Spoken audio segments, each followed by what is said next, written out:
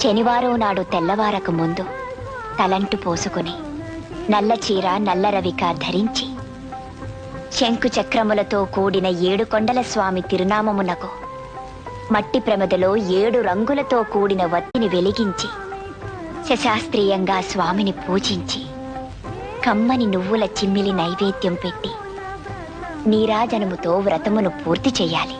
తిరిగి సాయంత్రం వరకు ఉపవాసం ఉండి స్నానము చేసి పసుపు చీర పసుపు రవిక ధరించి వ్రత విధానము సాగించి స్వామికి ఇష్టమైన చక్కెర లడ్డూలను నివేదనము చేసి నీరాజనమునిది ఒక అతిథిని ఆహ్వానించి భోజనాదులతో సత్కరించి అతిథి భుజించి విడిచిన ఒక మెతుకును అమృతమస్తువని ఆరగించాలి. అప్పటికి ఆనాటి శనివార వ్రతం పూర్తవుతుంది. ఈ విధంగా 7 శనివారములు వ్రతమును చేసినచో